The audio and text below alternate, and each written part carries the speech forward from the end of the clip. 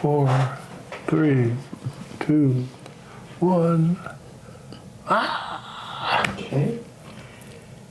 And we're live. All right. We are told that we are live. Indeed. Welcome to live stream number whatever. This is 4 or 5, I think. And the topic of today is to add to the discussion on whether or not a person should talk to the police after a self-defense incident. There are two sides to this story. One of them is led by attorney Mark Victor from Attorneys on Retainer. He's got a working program where people sign up for his retainer service, and if they're involved in an incident, then he is immediately their attorney. And I've met Mark, and I like Mark, and I consider him a friend and colleague. But as we go through this, you'll probably see I don't agree much with his thoughts. The other side, though, is led by Masoud Ayub, who is a nationally recognized authority on use of force law and has been teaching for 40 plus years. And I'm looking at the thing, is there something on my hair there? Weird. Okay, I guess we'll just have to deal with this. I got a haircut today. I was told by my brother, of all people, that I needed to get a haircut. So, oh well. Anyway, we're going to be discussing both of these viewpoints and maybe finding some middle ground that people can live with. To do that, though, a little education on self-defense law is needed. You see, most acts of self-defense start out as crimes. It shouldn't be that way, but it is. That is because the criminal statutes have a culpability factor of intentionality or knowingly using force against another person. For example, in many states, the crime of murder is simply defined as the intentional killing of a human being. And there's no mention of self-defense there. The crimes of assault is the same way. You intentionally injured someone or made motions, gestures, attempts to frighten them into believing that they're under attack or about to be under attack. And there's no mention of self-defense there either. So if you use force in self-defense, then you have fulfilled the elements of the crime subsequent to the amount of force you used. But to make things a little bit easier to understand, let's just talk about self-defense, a killing in self-defense, and the crime of murder.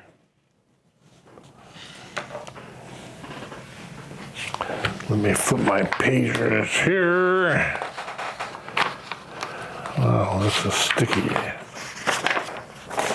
Okay, if you're not the initial aggressor, or if you did not use excessive force when you use force against someone, there's a pretty good chance of acquittal if you can show that you reasonably felt your life was in danger.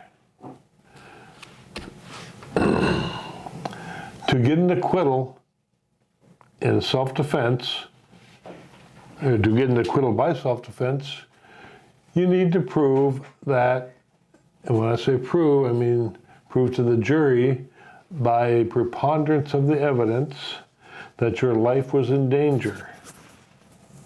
Or the state will have to prove it was not self-defense by a preponderance of the evidence. In either case, it is extremely likely you will need to testify in court in order to get your story into the ears of the jury.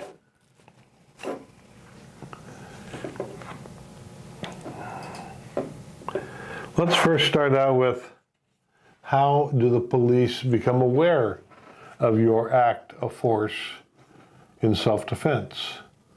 Well, typically there is a phone call. That phone call might be from you, or it might be from witnesses in the area. It could be the victim of your force. I'm not saying the victim of a crime, but the victim of your force might call. But in any event, someone is going to make the call. If it is you making the call, then whatever statements you make to dispatch is subject to be played in court. If you follow the George Zimmerman prosecution, you heard him discussing the situation with the police for many, many, many minutes. And frankly, that helped him, not hurt him. But that's another story. Here would be an example. There's been a shooting. My life was in danger. Send police and ambulance.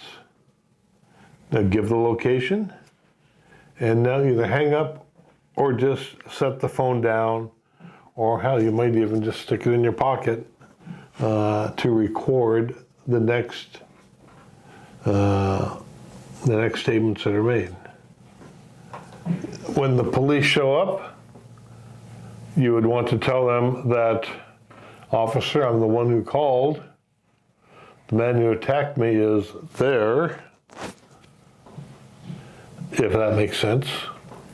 Or you might not have a chance to say that. The police will likely be ordering you and everybody else around onto the ground where they can control them better. And then the investigation into what happened will start. At this point, you'll need to make a choice, a decision that will likely affect the rest of your life. Do you lawyer up? Do you say, I'm not talking to you without my lawyer present? Or do you tell the police what happened? Either way has consequences.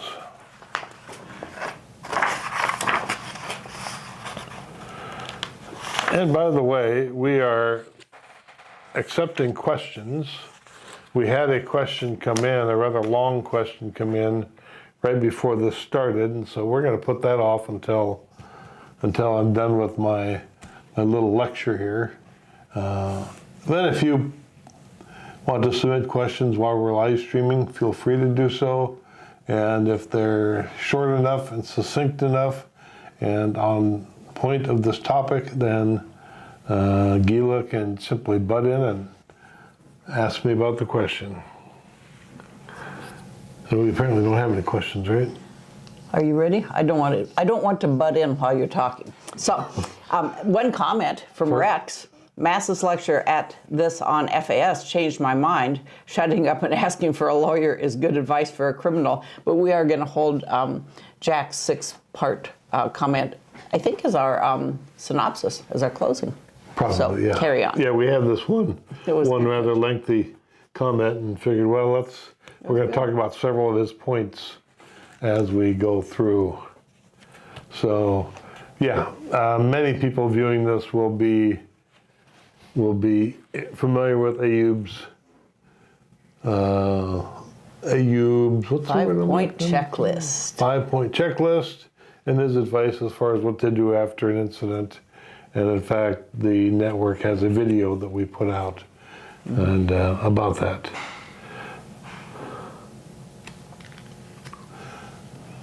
Here's the thing. If you lawyer up, if you tell the police, I want my attorney now, I'm not going to answer any questions, then they likely do not have enough information to investigate the incident thoroughly and professionally. After all, the number one witness, you, is refusing to talk to them. Maybe there are other witnesses, as in the George Zimmerman case, that will assist in the defense, but when the police show up and they're looking at investigating a shooting, which is a crime unless it was justified, but they have no evidence to believe that it was justified, then what are they going to do?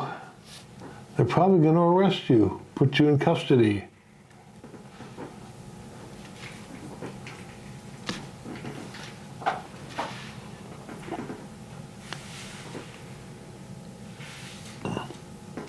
If you, on the other hand, have given them enough information to point them in the right direction as far as an investigation goes, then things will likely work out much better for you. If there are witnesses, that's great. On the other hand, the witnesses might just be criminal accomplices.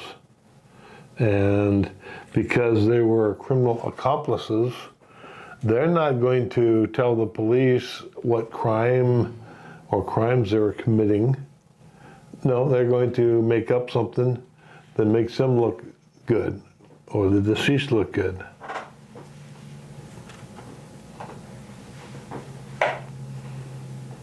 Additionally, how will your invoking your rights to not make any statements look to a jury? Juries are fellow citizens, members of society. Society as a whole wants criminals prosecuted, and society wants witnesses to cooperate with the police so just outcomes can be achieved. By failing to be a good witness, like pointing out evidence or explaining the actions of the attacker, pointing out other witnesses, you have handcuffed the police investigation, pun intended.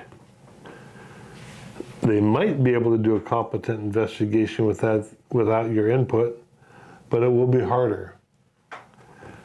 Can they be blamed if they get it wrong?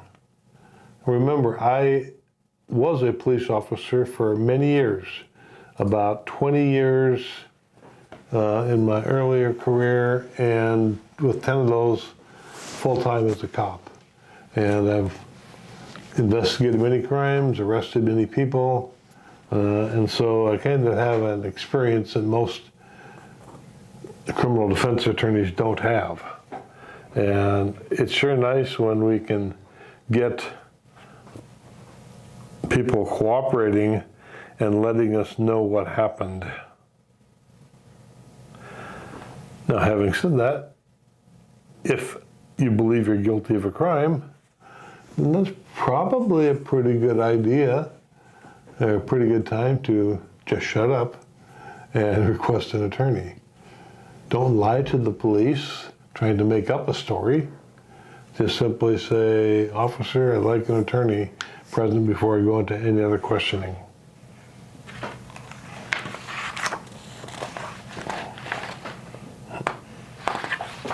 But if you're in the situation where you're an armed citizen and you've shot someone and you do invoke your right to self-defense, or your right to self-incrimination, then it's going to be a few days before you get to sit down with the police and your attorney present to get your story told. Unless, of course, you tell an abbreviated version of your story ahead of time. That abbreviated version of the story would be, "Officers, the man there attacked me. I thought he was going to kill me," or whatever the incident was. I had to use force to defend myself. If there are any witnesses, you would say, I think those two people saw it. His gun is right there. Or in one case that I worked on as an expert witness early in my career, the gun was thrown under some bushes and wasn't found for 6 months. Where was I? Anyway, those are details that cannot get you in trouble as far as talking to the police. They're not going to lend credence to the fact that you committed a crime. They're just simply going to be assisting the police. What I like to say is being a good witness. And so, by being a good witness, society, i.e. the jury, will understand that you're doing your part to make sure that justice is served. Additionally, if you are arrested and thrown in jail pending trial, you may get bail or you may not, depending on a number of circumstances. But there's a little sociological aspect to consider. Will your employer understand about your act of self-defense and keep your job open for you? Or will they fill your job with another person and let you go? How are your kids going to be affected if your name is in the newspapers and the kids understand, or the kids' parents tell them that, stay away from little Bobby, his dad's a murderer because he was arrested for murder, then that's going to come out in school and it's going to run rampant throughout the whole school. Remember something. It is not the attorney who advises never talk to the police that goes to jail. It's you. And moving away from, murder for a moment, if the person you shot lived, you will now have a witness that will want to talk to the police, and frankly, they're going to be trying to weave a false narrative so they don't subsequently get arrested for a crime that they committed against you. If you say nothing, their lies will become the narrative. Another issue involved with whether or not you say anything to the police or request an attorney is your local political establishment.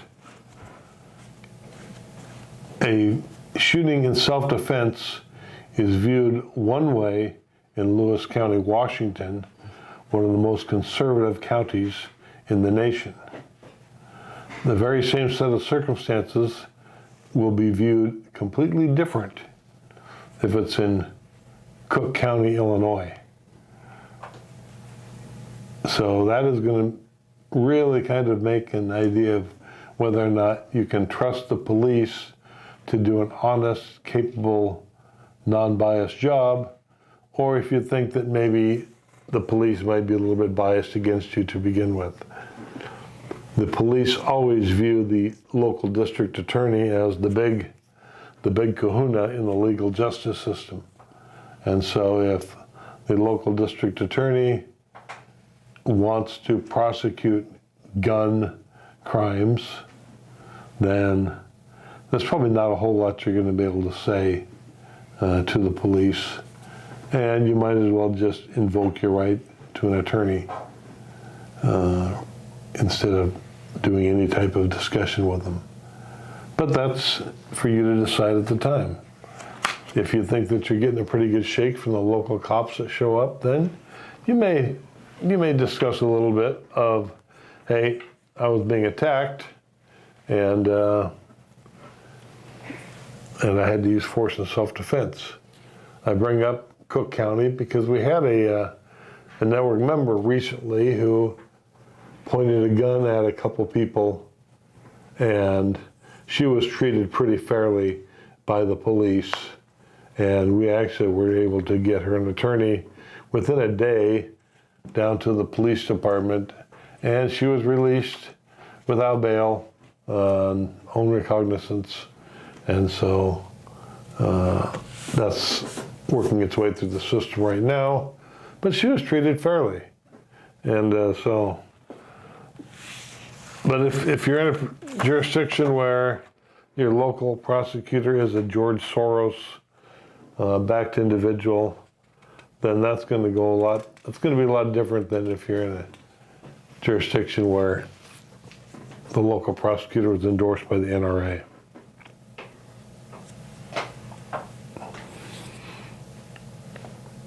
Okay, we've talked the negatives about not talking to the police. What are some of the negative aspects about talking to the police?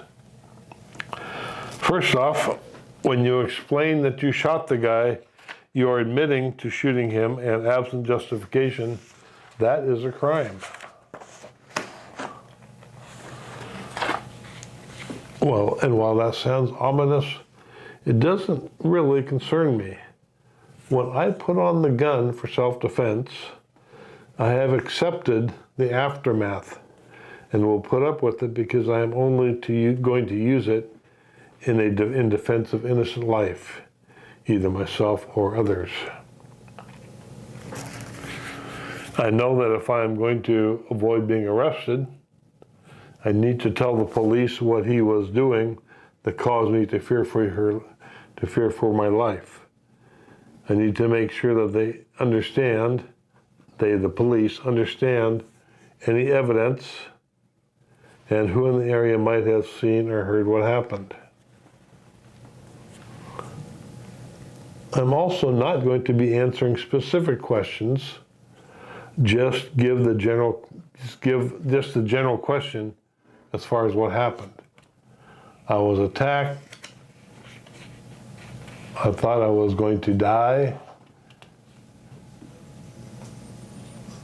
I don't think there are any witnesses. And basically that's about it. If they get to wanting to ask you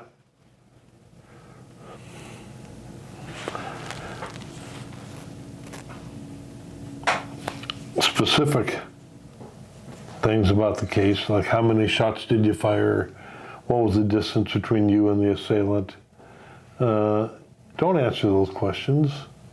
Say, officer, I'll be happy to give a complete statement once I've spoken with counsel. The other time that I am going to invoke my right to remain silent is if right off the bat the police read me my Miranda rights. The way I figure at that point is they're not there to investigate the crime that was being committed against me. They're there to investigate me for committing a crime, a shooting, a murder. And so I'll politely tell them that I would like to go ahead and invoke my right to counsel. I'm happy to cooperate, but only after I've talked with an attorney. Not going to be a dick about it.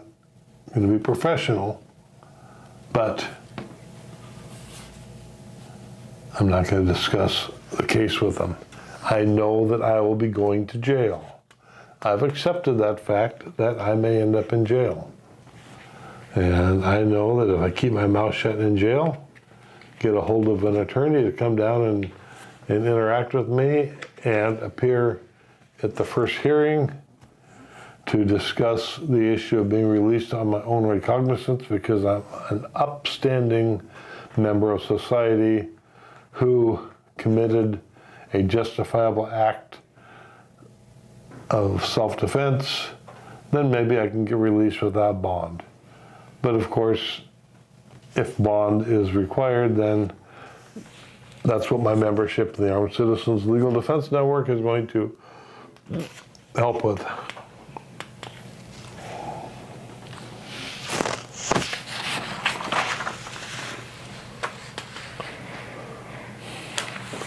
I like to think of it as by putting on the gun, it's like you're auditioning for the lead in a dramatic play. But you need to know the lines before the curtain rises. Practicing what to do and what to say after an act of self-defense would be a good way to learn these lines.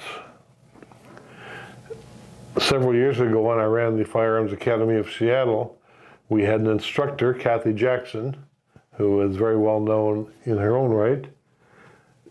She asked me one point after class, why don't we help these students learn the lines of the play? And I said, man, I've only been doing this for 20 years. Why the hell didn't I think of that? So at the ending exercise that we did in one of the classes, we ended up questioning all the students. And the responses were amazingly all over the board. And so we drew up a small segment of instructional doctrine and made sure that they knew how to discuss with responding officers what happened, and the success rate of those interviews raised dramatically. So that's basically what I had to say regarding this topic. I don't think there's any one right answer. If you just shut up, then you're likely going to be arrested, and the wheels of prosecution on the train are going to start moving slowly and be picking up speed. If, on the other hand, you decide to talk to the police, you run the risk of saying too much and perhaps having your words twisted or even misrepresented by the police in their investigation. And so either way, if you're a member of the network, we'll help you out with it. But Gila, what's the question that we had called in? Okay. Or emailed in? Let me just read through here. Jack asks, in Mossad's 5 steps post-defensive shooting, number 3 is point out the evidence, identify the witnesses. My question is whether it would be a good idea to take pictures to note the situational details, because as Mass pointed out, open quote, spent casings can disappear in the lugs of first responders' boots, close quote. Jack continues. And to second this notion, I noticed in Gila's summary of Larry Hickey's case that critical facts were disallowed in the trials. If pictures were taken of the confrontation occurring in the street, then the defense would not have had to try to disprove it took place on private premises. I know it is possible that carefully documenting the scene might be viewed as staging the scene, but reading Deadly Force, the book provided with ACLDN membership, is opening my eyes to how a justified self-defense incident can go horribly wrong. Well, Jack, you win the Question of the Day award. In fact, probably the Question of the Month award. And being a network member, I am very glad that you are taking the educational aspect of membership in the network to heart. I'm not sure whipping out my cell phone and starting to take pictures is going to be first on my mind. In fact, it's going to be way down on the list of things to do. And I'm only probably going to do it if it's going to be an hour before the police arrive. And then only if I can do it safely. remember that the police are going to get a hold of your phone. That will become part of the evidence of the case. Make sure you didn't call anybody afterwards and confess to them. And so whatever you put on your phone will become the potential to be state's evidence. And it might happen, I might do it, but I'm not likely gonna be thinking about it right off the bat. What was the other part of that? Well, that was pretty much it. It was about documenting the evidence, and I think that you've covered that well. There was a colleague that asked a question, not so much about what to say, but what to do. Do you want to transition to that discussion? Yeah, we've got a little bit of time. We can do with that. When the police are showing up, a critical aspect of that is not to get shot by the police. You know, I've been on these cases many times, and you know, we show up to something like this, and we got our guns out, and there's other coppers running around with their guns out, and we don't want to shoot an innocent person, but the guns are out for a reason. That's if we think that our life is in danger or there's still a threat, then we may have to use them. So, what I've told people for many years is do not have the gun in your hand when the police show up. And how do you know when the police show up? The blue lights, the sirens, the loud noises, police officer, don't move. These are all clues that the police have shown up. And you need to put your gun back in your holster. And it's one of the reasons I don't like the soft holsters that go inside the pants, because it's virtually impossible to put it away easily and still keep your eyes on the suspect. And in fact, I'm going to take liberty and just stand up here for a second and show you how that would work.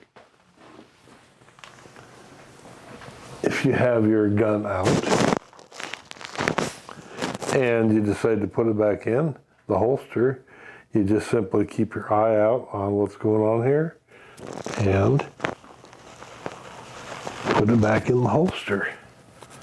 And when the police show up, the gun is not in your hand. If you can't do that, then practice and get better gear. No more questions? No more questions. Well, It's not the hot topic we thought it was. yeah. That must mean that we win the debate. I didn't know there was a debate. Well, the debate between calling the police or not. So, Well, it's nuanced, and it's circumstantial, and sometimes people want hard and fast answers, and gosh darn it, there just aren't hard and fast answers.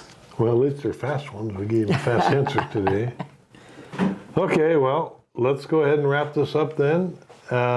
If you have any other questions after viewing this, go ahead and put them in the comments, and eventually we'll try to get back to them. Well, Doesn't happen all the time, but we will, and thanks for tuning in.